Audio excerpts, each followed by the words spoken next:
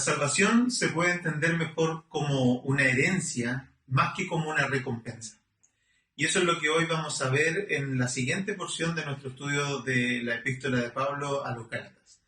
Muy bienvenidos, hermanos, a una nueva clase más de nuestra escuela dominical en la primera iglesia de Concepción.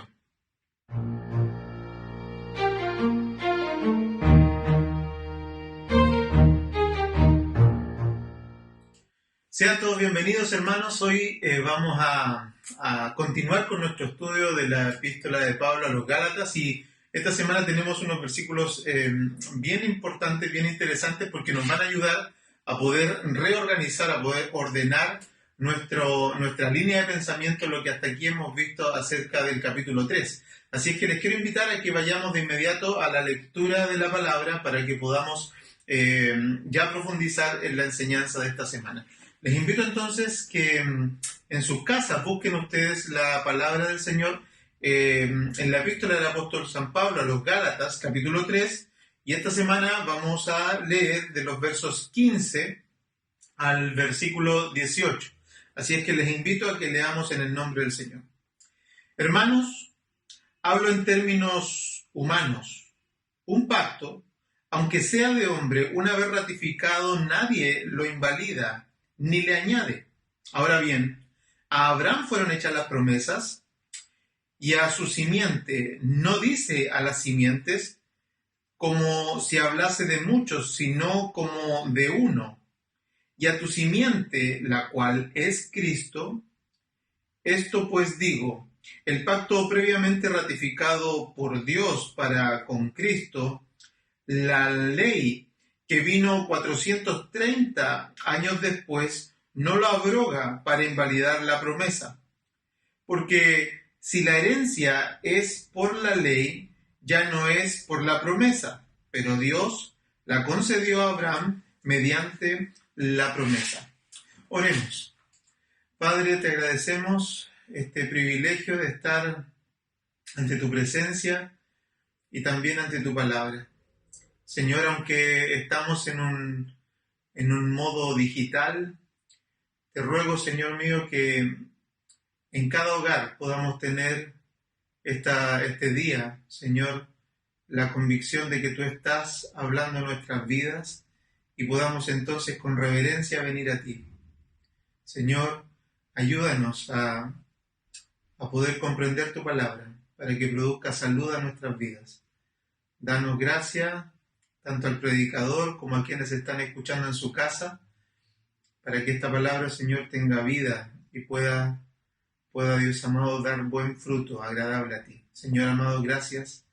Rogamos la asistencia de tu Espíritu Santo a través de Jesucristo nuestro Señor y Salvador. Amén. Amén. Hermanos amados, esta semana vamos continuando, avanzando con el capítulo 3 de la epístola a los Gálatas y creo que es muy importante lo que vamos a hacer hoy porque nos va a ayudar, si es que usted está atento en su casa, nos va a ayudar a comprender de mejor manera de qué se trata toda esta argumentación acerca de la fe y cómo es que nosotros podemos sacar entonces beneficios, provecho y podemos comprender mejor nuestra manera de relacionarnos con Dios. Ya sabemos que lo que estamos viendo es que esta epístola es la epístola de la libertad. Ya hemos visto cómo desde el capítulo 1 estamos comenzando a ver las argumentaciones del apóstol Pablo acerca de la manera en que nosotros podemos ser libres por la fe y solo por la fe, sin añadir ni obras ni tampoco caer en la torpeza del libertinaje, es decir, cómo es que nosotros podemos estar equilibrados en nuestra espiritualidad, estando satisfechos en Cristo sin necesitar hacer obras de la ley, pero que eso no nos motive ni nos lleve tampoco al libertinaje. Estamos en estos dos extremos y es bueno que a medida que la carta avanza lo vayamos recordando. Pero desde la clase anterior, hace 2 clases atrás ya de la escuela dominical, estamos en este capítulo 3 donde Pablo hace esta declaración digamos que es bien memorable, ¿no es cierto? Esta declaración del capítulo 3:1, del versículo 1, donde dice: oh Gálatas insensatos, ¿quién os fascinó para no obedecer a la verdad? a vosotros, ante cuyos ojos Jesucristo ya fue presentado claramente entre vosotros como crucificado. Esa declaración que Pablo hace es una declaración donde está tratando de hacer una exhortación potente a todos aquellos que están considerando otra forma de mantener su salvación o de perseverar en su salvación que no sea a través de la fe, la confianza depositada en este Cristo crucificado. Y el capítulo 3, si lo pudiéramos, ahora para hacer un resumen, si el capítulo 3 y un poquito más del capítulo 3 hasta el capítulo 4, los primeros versículos del capítulo 4, pudiéramos hacer un resumen o desglosar este capítulo, lo que tendríamos más o menos son 3 partes. La primera parte es la argumentación que vimos hace 2 clases atrás del establecimiento de la salvación por fe. Y esto es muy relevante. De los versos 1 al 5, Pablo estableció que la salvación era por fe. Cuando hace estas preguntas, ¿no es cierto? ¿Se acuerdan de las 6, 7 preguntas que Pablo hace? Dice, bueno, ¿recibisteis el Espíritu por las obras de la ley o por el oír con fe?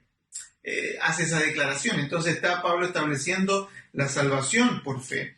Lo segundo es que ahora estamos aquí, desde la clase pasada hasta ahora estamos viendo cómo Pablo está explicando esta idea del pacto que hizo Dios con Abraham y todo el linaje y la descendencia, ¿no es cierto?, de Abraham hasta Jesús. Estamos siguiendo ese camino y hoy día vamos a hablar de la segunda parte de esa explicación del pacto que Dios hace con Abraham. Y lo tercero es que después vamos a ver en clases posteriores, vamos a ver el propósito de la ley. Vamos a ver cómo es que la ley, ¿no es cierto?, encaja en todo esto, porque empieza ahora, en esta clase ahora vamos a ver que empieza a aparecer la pregunta, bueno, entonces, ¿para qué la ley? Y Pablo lo va a contestar. Entonces, es una muy buena manera de que cuando queremos comprender de qué se trata la salvación por fe y cómo está vinculada la ley de Moisés en medio del pacto, de la gran metanarrativa de Dios desde los principios hasta el tiempo de Jesús, nos va a ayudar mucho estas 3 clases. Entonces, les pido que estén atentos, les pido que no se pierdan, porque el propósito de la ley básicamente está desde el versículo 19, es decir, de la próxima clase, hasta el versículo 4, hasta el capítulo 4, versículo 7, que van a ser las clases que siguen.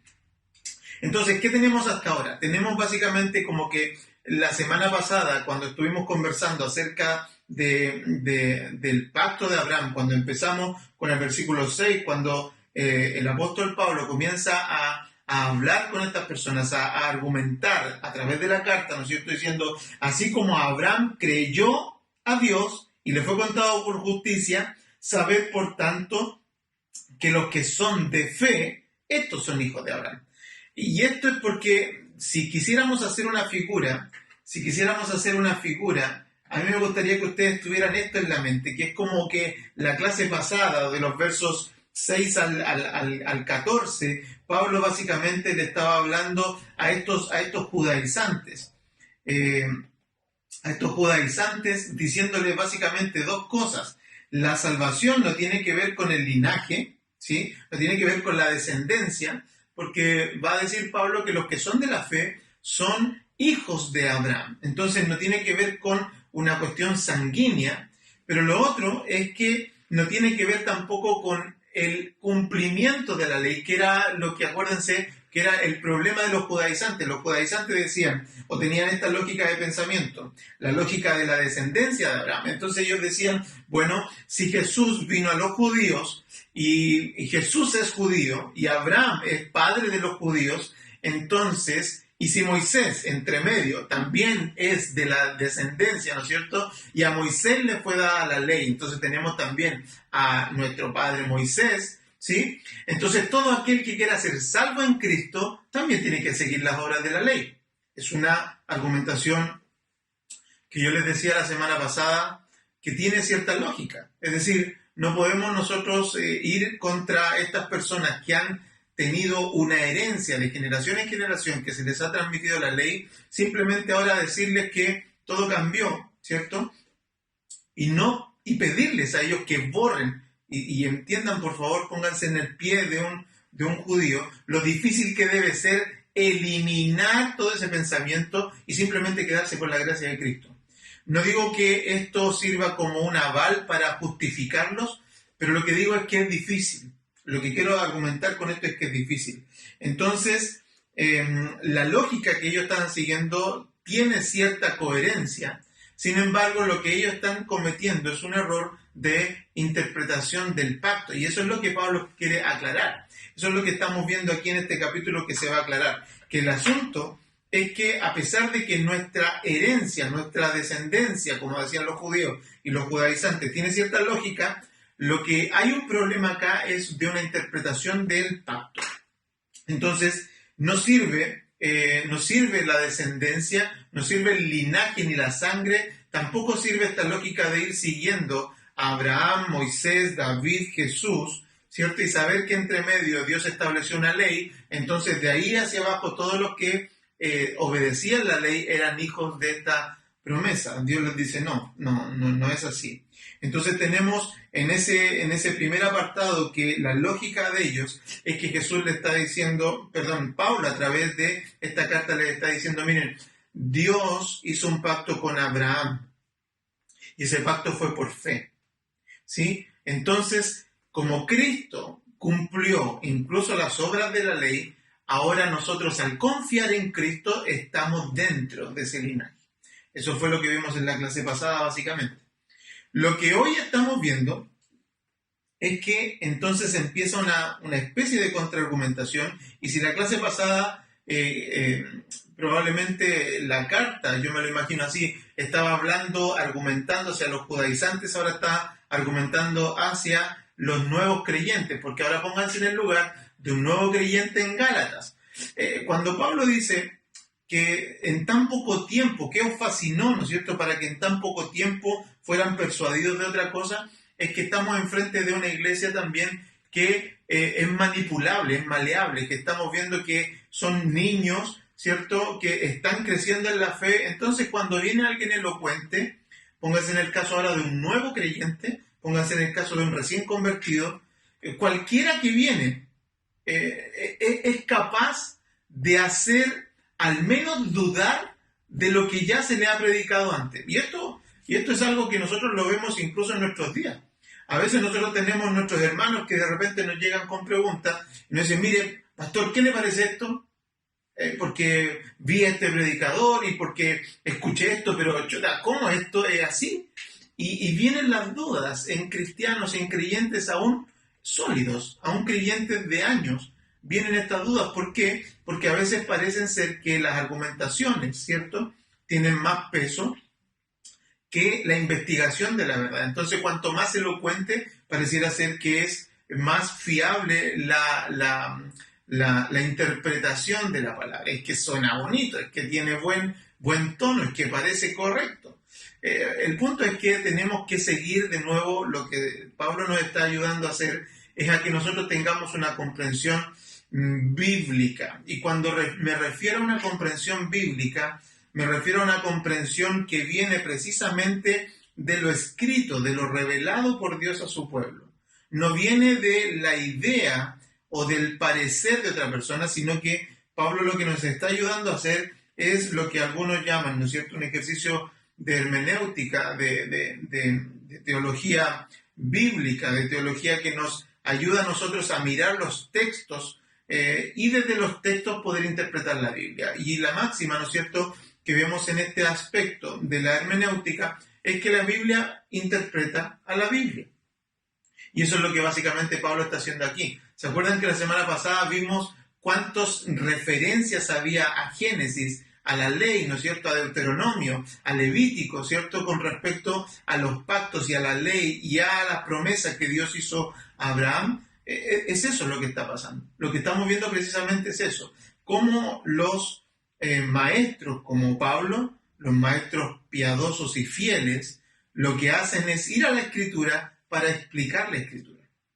Y eso es lo que estamos viendo ahora y lo que vamos a hacer. Entonces, si la vez pasada le habló a los judaizantes mostrándoles que lo que ellos tenían era un problema porque no estaban considerando la perfección de Jesús al cumplir la ley y por lo tanto que todo aquel que confiara en Jesús entonces también era hijo de Abraham, sin importar si era del linaje o no, pero confiando más bien en el cumplimiento de la ley, que nadie más pudo cumplir, y que si alguien quiere no confiar en Cristo y confiar en la ley, entonces está perdido, según la misma palabra. Es como que encerró a los judaizantes. Pero ahora viene contra los nuevos creyentes y ahora le está diciendo a esos nuevos creyentes que están con este pensamiento, bueno, pero Dios fue el que dio la ley. Dios fue el que le dio a Moisés los mandamientos. Y si el linaje sigue por Moisés, bueno, empieza la duda entonces, ¿para qué fue la ley? ¿Para qué Dios nos dio los mandamientos? Y esa es la duda que se va a contestar no en esta clase, sino que en la siguiente más potentemente, pero hoy lo que Pablo va a resolver es el primer nudo de eso. El primer nudo, que es explicar qué relación, ¿cierto?, hay entre la ley y la promesa que Dios le dio a Abraham. Es decir, cómo es que la promesa, ¿cierto?, es mayor a la ley y que no está en contraposición una cosa con la otra, porque la próxima clase vamos a empezar a ver qué razón o qué beneficio o para qué fue entonces puesta la ley sobre, ¿no es cierto?, el pueblo de Israel y hasta nuestros días como nosotros la vemos y la podemos entender. Entonces, vamos con esta parte donde empieza a desatarse el primer nudo, que es comprender la superioridad de la ley la superioridad de la promesa sobre la ley. Y de ahí es que viene el título o la introducción que yo les hice hace un momento atrás cuando les dije que la fe o la salvación puede ser mejor vista como una herencia, como algo que alguien nos ha dado, más que como una recompensa por lo que alguien pudo haber hecho. Entonces eso es una herencia. Entonces vamos a los primeros versículos de estos 4 versículos que vamos a ver hoy. Lo primero es que Pablo está diciendo entonces ahora, y fíjense porque yo les decía que ahora como que le está hablando de nuevo a los hermanos, está poniendo el foco a aquellos que están dudando y que tienen esta legítima duda, hermanos, legítima duda. Podría ser, ¿cierto?, de decir, bueno, pero ¿cómo encaja la ley? Es decir, hermanos, hablo en términos humanos, un pacto, aunque sea de hombre, una vez ratificado, nadie lo invalida ni le añade. Y lo que básicamente Pablo está diciendo aquí es que el pacto es inmutable. El pacto debe entenderse como inmutable. Fíjense cómo es inmutable porque incluso la argumentación es muy sencilla. En el nivel natural, en el nivel de personas, un pacto es ineludiblemente inmutable. No se puede cambiar. Piense cuando usted genera o firma un contrato. Cuando usted firma un contrato en esta tierra, cuando usted firma un contrato con su cierto, no sé, jefe o con su empresa, o firma un trato con una empresa de servicios que le presta servicios a usted, ese contrato no cambia. Usted dijo que iba a pagar $25,990 todos los meses y eso es lo que se establece, eso es lo que se firma y eso es lo que usted paga. Usted no espera que en el camino alguien le cambie las condiciones. Y cuando nos cambian las condiciones, entonces tiene que estar muy bien validado y yo lo tengo que aceptar, ¿sí? Entonces, no es que cambie en el nivel humano, pero lo más potente es que incluso cuando las cosas cambian en nuestro nivel, a nivel de Dios no cambian. Y no es por una cuestión de que no haya posibilidad, sino que es una cuestión del carácter de Dios. Hermanos, los pactos que Dios hace, cuando Él los hace de manera unilateral, como ya lo vamos a ver más adelante, no cambian precisamente porque están sobre la base del carácter de Dios y no sobre la base de la obediencia de las partes, que es lo que vamos a ver. Pero fíjense cómo esto se valida o se puede entender precisamente con un versículo bíblico. Miren,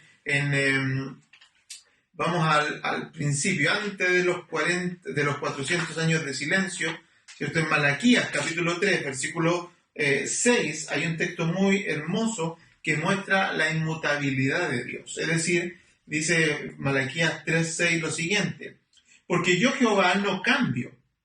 Por esto, hijos de Jacob, no habéis sido consumidos. ¿Qué establece este versículo y otros más? Santiago lo habla en otros versículos del Antiguo Testamento también. Es que Dios no cambia. Y cuando Dios hace algo, entonces eso es permanente. Y cualquier variación o cualquier cosa que Dios haga entre medio que pareciera mutar, eso tiene una explicación. El problema en ese caso no es Dios, el problema es nuestra comprensión de las cosas de Dios, que es el problema de los Gálatas, es el problema de los judaizantes y es el problema de los hermanos que están dudando acerca de lo que les fue predicado primero. Entonces Dios no cambia y el pacto es inmutable, y lo vemos aquí de alguna manera. ¿Cómo es que Pablo ahora va a argumentar eso? Que el pacto es inmutable, entonces lo que vino de la ley después tiene otra explicación, pero no inhabilitó el pacto y la promesa que Dios había hecho con nosotros. Versículo 16 dice, argumenta acerca de la simiente, y dice: ahora bien, a Abraham fueron hechas las promesas y a su simiente. No dice a las simientes, sino como si hablase a muchos, sino a uno, y a tu simiente, la cual es Cristo.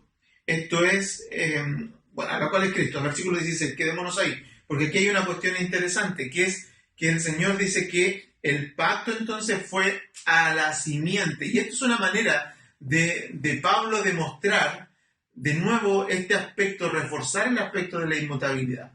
Porque el pacto inmutable, ha habido personas que han argumentado, ¿cierto?, que este pacto fue solamente con Abraham, pero después cambió cuando vino Moisés y cuando vinieron después el resto de las generaciones de los israelitas. Con Abraham fue.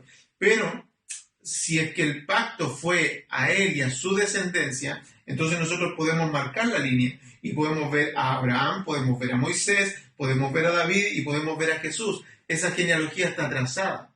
El pacto inmutable de Dios fue con toda esta genealogía.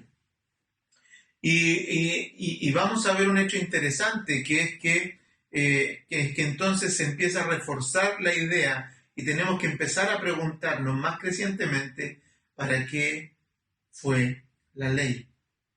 ¿Para qué fue la ley? Va a empezar esa pregunta a surgir cada vez que ahora vemos, siento que el pacto es mayor que la ley fue posterior al pacto, porque ya sabemos que desde Abraham a Moisés, la ley, según el mismo texto que va a reafirmar ahora, que pasó, ¿no es cierto?, de 430 años después, fue la ley. Entonces tenemos que preguntarnos y empieza a crecer esa pregunta en nosotros. Sin embargo, ahora veamos cómo es que Dios ratifica el pacto, que es el versículo 17, dice: esto pues digo, el pacto previamente ratificado por Dios para con Cristo, la ley que vino 430 años después no lo abroga para invalidar la promesa. Aquí, honestamente, hermanos, si es que usted y yo somos creyentes en la palabra como una escritura inerrante, infalible, perfecta, nos tendría que bastar con leer el versículo para ya terminar aquí con la clase y decir: bueno, la ley no abroga la promesa. Y debiéramos quedarnos ahí. ¿Por qué tenemos que argumentar? Porque queremos entender, pero no porque yo lo quiera convencer a usted en este día de que el pacto que Dios hizo por fe no fue abrogado, no fue invalidado por la ley. A usted le debiera bastar con precisamente entender que si la Biblia lo dice, es verdad. Pero vamos a hacer la explicación porque en verdad lo que queremos es aprender y para poder compartirlo con otras personas. Pero quería hacer ese comentario porque a veces pareciera ser que nosotros los predicadores o los pastores nos esforzamos por explicar cada detalle, como que si los creyentes no fuéramos nosotros mismos conscientes de que si Dios habla, eso es. Dios dijo y eso es. Nos debiera bastar. Pero vamos a la explicación. El pacto fue ratificado por Dios. ¿Cómo se entiende esto? Dos cosas. Primero, hagamos una pregunta. El pacto fue ratificado por Dios. ¿Se acuerdan cuando les expliqué cómo es que eran los pactos. Había algunos pactos donde básicamente el que vemos aquí de Génesis 15 es que Dios manda a Abraham, ¿no es cierto?, a hacer un pacto y le empieza a pedir que organice el asunto. Abraham lo hace, corta los animales, empieza a ver la sangre. Esto lo describimos la semana pasada. Empieza a ver la sangre y luego dice la Escritura que Abraham baja o le da sueño, llega la noche, le da sueño y se acuesta y se duerme. Y en eso entonces aparece Dios haciendo el pacto con Abraham, ¿no? ¿Sí? Y participando solo Dios. ¿Por qué la Escritura dice aquí en el versículo 17 que el pacto fue ratificado por Dios? Precisamente por eso. Porque en el pacto no participó Abraham. En el pacto no participó el hombre. Y esa es como la médula, eso es a mi juicio el centro de la afirmación más gloriosa de que el pacto no puede abrogarse por la ley, por lo que vino después. ¿Por qué? Porque el pacto está solamente afirmado primero en el carácter inmutable de Cristo, pero también en la no participación del hombre. Es a esto a lo que nosotros llamamos un pacto unidireccional, un pacto incondicional, como el pacto que Dios hizo con Noé, de no volver a exterminar la tierra por agua. El pacto también con Abraham es de esta misma categoría, de esta misma índole, ineludible, hermanos. Ineludible. El pacto es ratificado por Dios sin la participación del hombre. Y qué hermosa promesa es esto. Qué hermosa promesa es saber que si tú hoy eres salvo, tú no participaste en nada. Esto no lo veo como una cuestión que me haga sentir mal, como en este tiempo que alguien no nos hace participar en algo y nosotros nos sentimos mal. Esto es algo que debería darte gozo. Saber que el pacto no depende de ti, no depende de tus fuerzas, no depende de tu tiempo, no depende de lo que hagas, no depende de cuánto interés, ¿cierto?, pongas, o esfuerzo pongas, perdón, más bien, esfuerzo pongas en ser recto. El pacto no depende de nosotros. El pacto fue confirmado por Dios en Cristo. De esta manera, la primera, en la no participación de un pecador, pero sí, de otra manera, en Cristo, en la perfección del cumplimiento de la ley. Incluso, ¿sabéis que esto es como un doble win? Dios no necesitaba que alguien pudiera hacer esto, sin embargo, lo que hace Dios es decir, el pacto lo hago con un impío y lo cumplo porque yo soy inmutable, pero también lo cumplo en Cristo porque Él es el varón perfecto que es capaz de cumplir toda ley, toda justicia. Y tiene estas dos formas entonces el pacto para nosotros. Y esto nos lleva al tercer punto, de que entonces ahora Pablo puede afirmar que el pacto es superior a la ley. Y desde aquí entonces es que nosotros podríamos convertir esto en esta afirmación. La salvación, hermanos, es herencia, no es recompensa. Y esto es algo que nosotros debiéramos tratar de hacer, porque de hacer un esfuerzo por volver a entenderlo en este tiempo, volver a entenderlo en nuestros días, volver a entenderlo para compartirlo con otros, para poder traer esperanza a otros, para poder mostrarle a las personas que no se trata de lo que ellas puedan hacer, sino simplemente de confiar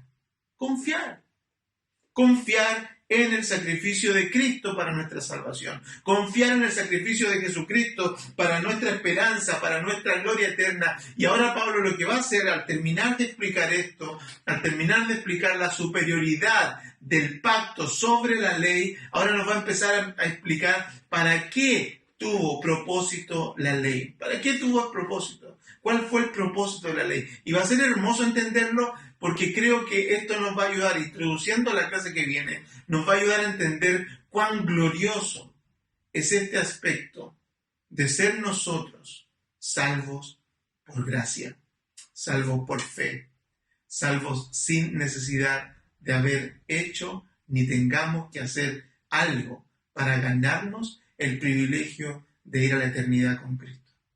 Hermanos, esto es una clase corta, es una clase que nos ayuda a ordenar nuestros pensamientos. Recuerden ustedes que El mayor problema de este tiempo, es que las personas no quieren venir a la iglesia porque tienen tantos prejuicios, por errores precisamente de los hombres, por supuesto, pero también prejuicios personales, también prejuicios que son usados como excusas, ¿cierto?, para venir a Cristo. Y si bien entiendo que hay un aspecto donde hay situaciones en las que las personas se pueden excusar para decir yo no voy al Evangelio porque mira la historia, mira los falsos maestros, mira los pastores abusadores, mira las iglesias que lo han hecho mal, mira la corrupción que hay. Yo entiendo toda esa argumentación, pero la más potente y la más de fondo que hay siempre es en el hecho de que las personas tienen que hacer cosas para ser salvos. Tienen que, los de más baja, a veces condición, lo que quieren hacer es ser perfectos para venir a Cristo. Y no quieren entonces aceptar la salvación por fe. Los que más buscan a Dios, lo buscan a través de ser buenos. Y vienen a presentarse a Dios con sus obras buenas. Y nosotros vamos a ver que presentarse a Dios con las obras buenas es como faltarle el respeto a Dios. Cuando alguien quiere ser bueno para venir a Dios, le falta el respeto a Dios porque Dios lo que hizo fue establecer un pacto que no tiene que ver con obras, tiene que ver con fe, tiene que ver con gracia, tiene que ver con una profunda comprensión de tú y yo como pecadores ante Él y aceptar que nuestra única forma de llegar al cielo es vivir en la fe que es en Cristo. Y ahora reaccionar y que nuestros afectos cambien y que incluso cambie tu forma de sentirte bien, no por lo que tú haces, sino por lo que Cristo hizo contigo. Y que por supuesto eso tiene una respuesta entonces amorosa, a decir, dado lo que Cristo hizo conmigo, ahora yo quiero vivir de esta manera. Quiero ser como Él. Porque ya lo va a decir después más adelante Juan, ¿no es cierto? El que quiere vivir o ser como Él debe andar como Él anduvo. Y es que ahí entonces encontramos nosotros este círculo perfecto, hermanos, de poder aceptar la salvación por fe, pero vivir haciendo obras dignas de arrepentimiento. No porque avalemos con nuestras obras la salvación, sino como una respuesta amorosa a lo que Dios ha hecho por nosotros. Que el Señor nos bendiga, que el Señor bendiga esta lección, este tiempo que hemos pasado en la palabra, y espero que les haya quedado claro por qué la promesa de Dios a Abraham es superior a la ley. Que el Señor les bendiga y nos vemos en la próxima escuela dominical.